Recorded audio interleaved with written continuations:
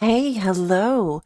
You know what? I've been watching Coronation Street for a long time. Have you been watching Coronation Street? We're in Canada, so we're a little bit behind the UK. I don't know how far behind we are now. At one point, we were months behind, but now I think with all the Olympics and everything, we might just be weeks behind.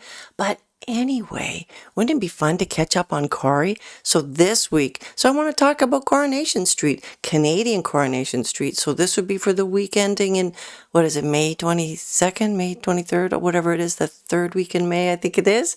All right, so this is what happened, all right? Ready? Like, boo, doo, doo, doo, doo, doo, blah, blah, blah, blah, blah, blah, blah, blah, blah, blah, meow, blah, blah, blah, blah, blah, blah, blah, blah, blah, blah, blah, blah. I got my tea. All right, so here's what happened. As you may recall, on Friday, not so much of a cliffhanger, but Daisy says she's got to leave. That's it. She's leaving town. But we know why she's leaving town. But anyway, Jenny's like, no, don't leave, blah, blah, blah, blah. Oh, she's all a blubber. Anyway, weekend happens, Monday happens, and there's Liam. Now, you remember Liam? Liam is Maria's kid. Maria, when she was with, what was his name? Was his name also Liam? He was Thomas from Downton Abbey and also from that movie, The Ritual. Oh, yeah, very good. Anyway, after he died, she had the baby, Liam, who's a sad sack, who was recently bullied by Mason, but then Mason, anyway, ties into Mason because this is where Mason died. Liam is walking in front of those flats, which is also where Lauren was kidnapped. Remember that? Anyway, Liam is walking along, looking at his phone, blah, blah, blah, blah, blah, blah, blah, and some lads take his phone away. Now, we knew this might happen because we heard last week there was a warning, like, I think was it our Craig who said, just keep your eyes open because people are getting their phones taken. Yeah, I think he might have said it at the calf, at Roy's Rolls. Anyway, so, give me my phone back. And, look, your mom's calling. Give me my phone back. Your mom's calling. And then Mick, the new guy on the street, who's a bad un. He's a bad un. He's totally a bad un. He's the one he's like playing with Chesney's head because of the sugar in the gas tank. Remember all that? Anyway, Mick the bad, and all of a sudden he's like, hey lads, I know who you are. They give that other lad his phone back, and they're like, oh, who are you? And he's like, I'm the guy who's gonna punch your lights out. Whoa, okay. So they give Liam his phone back, and oh, thank you. And he's like, oh, you're Gary Windas's lad, aren't you? Now we know he wants to get in with Gary Windass because Gary's thinking about buying or did he? He might have already. I can't remember at this stage in the game. Has he already agreed to buy the builder's yard from Ed? He might have. Well, anyway, he wants a job at oh yeah, he has, because Maria is mad. She is angry that Gary has gone ahead and bought the builder's yard. And no way is he going to be hiring Mick because she knows that Mick is a lout. But Mick wants the gig. Anyway, he's going to get in. So this is how he's going to get in. Then what happens? Oh, then it's more of, oh, don't go, Daisy. Oh, yeah, don't go, Daisy. Don't go. Yeah, but she does go. And then, what's her name? Jenny starts to realize, oh, she's been tricked. And that's kind of the look that she has on her face. Like that. Oh, Daisy. Oh, you don't think that she would? And Daisy's bio mom is like, oh, she did it. That girl, she's a good one. Oh, and she's a piece of work. But then Daisy leaves town. She puts on her sunglasses and she's all cool. And then everybody reads their letters about, oh, here's some money, which I guess is Jenny's money. So I wonder if we'll get back to that. Like, is anybody going to tell Jenny that they got money? Like, is Bertie ever going to say, thank you for sending me to Euro Disney? I wonder. Okay, then Tuesday. Oh, Julie. Okay, this is my Julie impersonation. Oh, I'm fine. Yeah, she's not fine. She's dying, Julie's dying. She's got, I'm gasping. I got my builder's hair. It's a good brew. Well, Julie's dying, and now Eileen has finally come to terms with this possibility. So Eileen and Julie are going to go to the lake, and just for a girls trip. No boys allowed. So no, thank you, George. George is not going, and that's true for Brian too. Nobody's going, just the girls. Isn't that nice? Isn't that nice? The sisters get to go together. Oh, now what happens? Oh boy, oh boy, oh boy, Theo. Now this whole thing. Now poor Todd. I'm a little torn on this. Poor Todd. I guess Todd has become a good guy since he's become a stepdad. Yeah, since he's become a stepdad this summer, he's become a pretty good guy, even though he is the one who broke up Billy and our Apollo, R.I.P. But they worked that out. Anyway, Billy, who seems to be doing a little bit better, even though he just celebrated their first wedding anniversary, right? And, Apollo, R.I.P.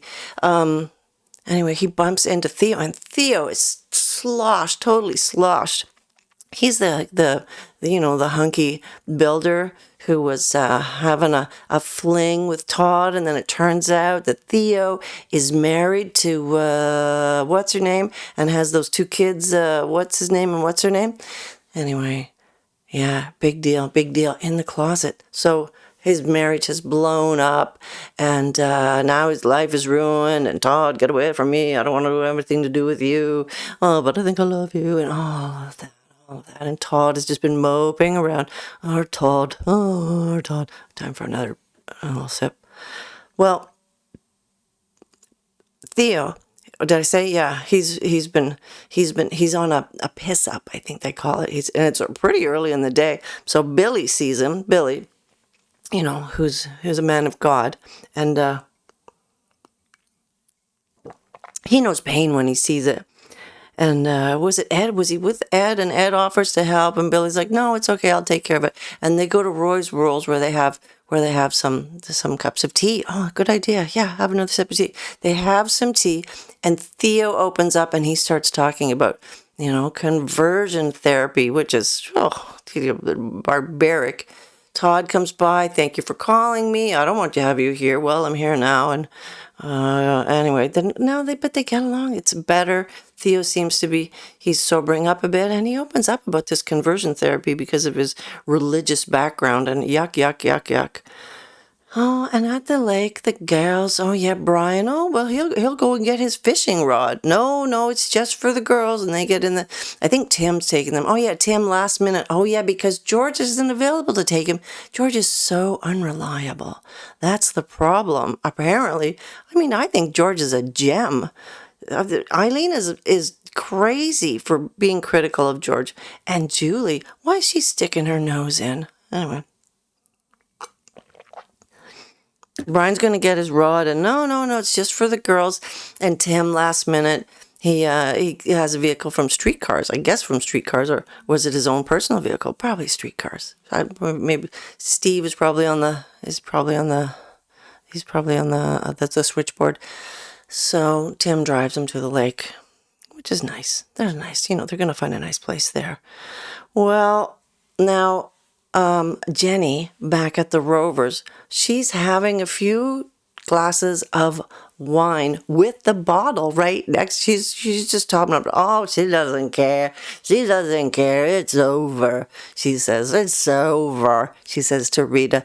Now, Rita has been around the block. She could sing the block, right? Remember, Rita could really sing. Anyway, Rita's like, "Jenny, you got to pick yourself up." That's not the right accent. Well, you know how Rita sounds.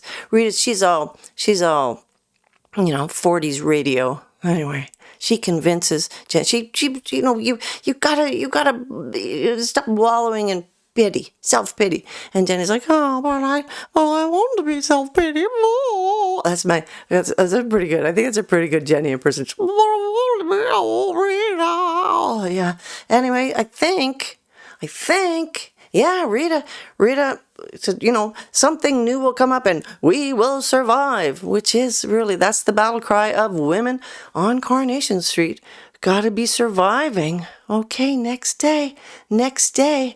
Well, George sends a text to Julie, and Julie didn't bring her phone to the lake. It's there in the flat. So he picks up the phone, and he sees that there's a video there, and he watches the video, which is, I don't know how cool that is, but he's wearing a suit.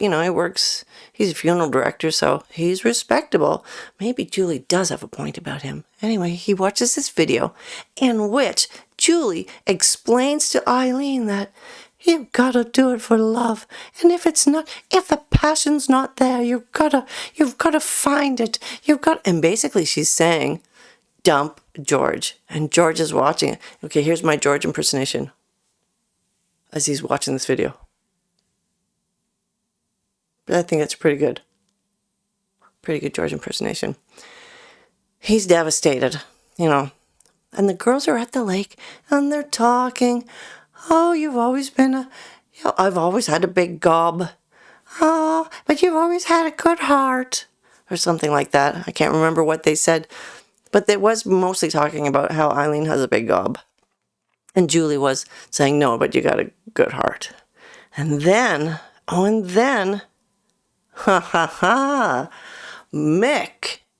Mick is having an interview at the precinct by Kit. So Mick is implicated in this crime, this beating crime, which he probably did because he is he is a lout. He's a bad un. But Kit's being really weird in the interview. But we know Kit is bent. He's bent, isn't he? We know he's bent because he beat up David, and he planted that hair strand to save. Was that to save Sarah Lou? Interesting, because now he's with Sarah Lou, and later when she's like, "Oh, what happened at your work today?" He's like, "Oh, nothing interesting. Want to go out? Let's be an item." Or something like that. He's very tall, so just imagine me saying that, but being very tall. Well, in this interview, Mick is being really snotty, and Kit basically lets him off. And the PC, what's her name? PC extra actor? She's like, oh, why did you let him leave? He's obviously involved in this. And Kit's like, anyway, it looks like something bad's going on there. They must have some kind of relationship from the past. Some sort of dark past for our Kit. Kit, who, it doesn't sound like he had a hard time of it. He was adopted. Now, bringing him back to Apollo, he's half brother to Apollo and our Gemini and Apollo. Paul, R.I.P. But what's her name? Blanking on her name. She, Crystal's, Deb's girlfriend. Oh, I should never identify a woman by who she's with. It doesn't. It's falling out of my head. Anyway, he was her third baby? No, he was her first baby. Was he her first baby? Yeah, I can't remember, first or third. You tell me, first or third. Put him up for adoption. He was brought up by a nice lady who recently passed, R.I.P. But Kit's got a dark past, and I think we're going to hear about it, and I think it has something to do with Mick, and Mick is, he's trouble. He is trouble. And then guess what happens? Julie says to, as they're talking about tea, oh, good idea. That's a good idea. I'll have a cup of tea. I'll sip my tea. Oh, that's good. Good builder's brew. Have I got a tea mustache yet? Yum, yum, yum, yum, yum. Oh, I wish I had a biscuit. I wish I had a gluten-free hobnob. Oh, yum, yum, yum, yum, yum. What was I talking about? I was talking about Coronation Street. Oh, Julie and Eileen lying on a blanket at the lake. Looks nice. Under a pergola. Probably our swans there. Probably royal swans. What being, Weatherfield. No, but they're not in Weatherfield. Where's the lake? Oh, it's nearby. Anywho, Julie says, oh, speaking of tea, I'm gasping. And Eileen says, oh, you could have said when we were walking past the shop. And Julie says, oh, silly me. I I didn't. Can you go and get me one? Yeah, okay.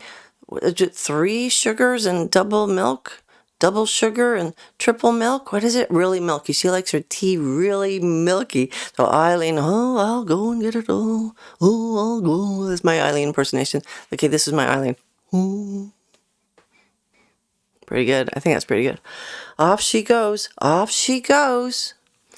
Guess what happens? Guess what happens when she comes back? Julie. Not quite like that, though. Eileen had said, "Oh, Julie, wake up, you sleepy git." Oh, Julie.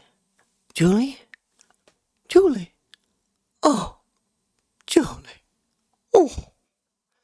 Well, and then, I don't know, would there have been sirens? We didn't hear sirens, but I always like your British sirens. Wee wah, wee wah, wee wah. It's so delightful. It sounds like fun crime. Anyway, they arrive and Eileen says she was terminally ill. I thought we'd have so much more time together. And so she just stays with her sister with a hand on her cheek. Oh, it's very sad. It is sad. It is sad. And Todd, back at home, everybody's hearing about it, right? Todd gets a call at Roy's Rolls, and he runs back home. Now Eileen's at home, and George, oh, Eileen, oh no, oh, that's so sad. Maybe it's a blessing. And then Todd says, kind of unusual though, because she seemed pretty good to me. She seemed pretty, and she made 2 videos today, you say. Awful interesting coincidence, he implies. And Eileen says, what are you implying? And Todd says, oh, nothing, I'm not implying anything. But he is implying that Julie had a hand in her passing. All right, last day, Friday in Canada, Friday, double episode. Yeah, that's always fun. It's always fun because there's 2 episodes. It's always fun. Now, remember Lauren? What did she do?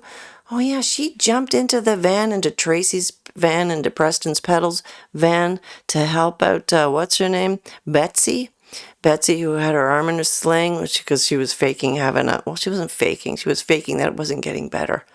But she was having a temper tantrum, and she was tearing the flowers apart because she was blaming Tracy. Why was she blaming? Oh, she was blaming Tracy because our Rob, Carla's brother, he held Tracy hostage. And, she blames Tracy because Tracy didn't tell the coppers that our Rob was there, so that when her mom, what's her name? Carla's girlfriend? Should never identify a woman by her partner. But anyway, what happened there? Oh yeah, there was a gun. Because he did have a gun. That's right. She shot the gun. She got Betsy right here, nerve damage. Is her arm ever going to work again? Oh, Mom, my arm's never going to work again. So she was having a little breakdown. She got in the van, and our Lauren jumped in the van to help her. I don't know what was happening. Were the coppers coming, or did Tracy run out? But then when she finally stopped, Betsy shooed Lauren away because she knew that if Lauren got implicated in this crime, that she would probably go go inside due to the fact that she has a history. Remember when she hit Joel on the back of the head with the rock? Yeah, well, she had to do it. It had to be done. But Lauren, this time, she runs off, and she's hoping, she's not going to get caught up in this, because she needs to stay. She needs to stay in little baby what's-his-face's life, who's going through that treatment, the magical treatment, the treatment for which, what's her name? She had her baby in order to do the stem cell, blah, blah, blah, blah, blah. Yeah. Anyway, There's a lot of anyways. I'm saying a lot, but that's in Coronation Street. They say anyway a lot.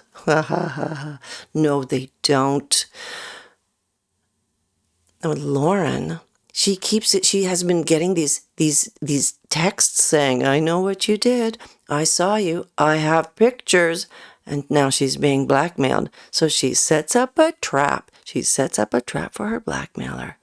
And then she and Betsy are watching to see who picks up the blackmail money. And you'll never believe who it is. I'm not going to tell you who it is. Well, okay, I will tell you who it is. It's Jake. It's Jake. It's the other kid of Gary Windass. Because Gary Windass he's got a series of children. And Jake is one of them. Yep. So that's what happened. That's what happened on Coronation Street this week. Oh no, I forgot to tell you this thing. Oh my goodness. Brian was very upset about Julie dying. Of course, I mean, Julie dying, very sad. Oh, very sad. You know, all the people from the factory, oh, she was a good one. You know, our Sean saying, I can't remember what he said. He said something really nice about her, something fun. Something about, not that she had a brass neck, something nice about her, something, but you know, oh, she had a blah, blah, blah, whatever. But Brian, he was robbed. And I guess he also suspected that there was something like Todd. He suspected that there was something about Julie's passing. And somehow he learned that Eileen's medication, because remember when she slipped in the kitchen, when George, screwing up again, he made a salad and he made that, what's his name, Oliver something salad dressing, and there was mayonnaise on the floor, and Eileen slipped and bruised her, blah, blah, blah, and she was having these heavy painkillers. Well, turns out that was in Julie's day bag to go to the lake. So Brian has accused Eileen of contributing to Julie's death. Eileen gets taken in by Craig, our Craig. I'm sorry I have to do this, Eileen, but we need you to come down to the station to answer some questions. What is this about? It's about your sister's death. Dun, dun, dun. But, of course, in Coronation Street, it's not dun, dun, dun. It's la, la, la, la, la, la. Intensive questioning of Eileen. Why would she want to contribute to her sister's death? Oh, well, she might get 15 years. 15 years. Can you imagine it? Now, Todd feels bad that he brought this up, that he even brought up the idea that Eileen would be involved. And George doesn't believe that she would ever be involved. But maybe he does think she's involved. Wait a second. Oh no. So then Todd and George decide that the way to handle this, get this, is to embalm Julie before the coroner can take a look at her, before they can find the heavy painkiller in Julie's blood. Yep. And then, of course, classic Corey style, George says to Todd, he says, lock the door. Make sure nobody gets in here. Todd, of course, runs out when he hears something happening outside, chases somebody, leaves the door unlocked. The coppers come in, right? Our Craig comes in with the coroner to pick up Julie's body, and there's George, masked up, doing the embalming. And George even says, hey, you were supposed to be watching the door while we did this Julie embalming before the coroner gets here. Can you believe it? So now what's going to happen? Is she going to be sent to, I guess she won't go to Strange Ways. Where is it that the women go inside? Is George going to end up going to Strange Ways? Oh no. And that's it. Blah, blah, blah, blah, blah, blah. Blah, blah, blah, blah. Blah, blah, blah. Yep, that's the wrap up. All right, you tell me, what do you think? I'll see you soon.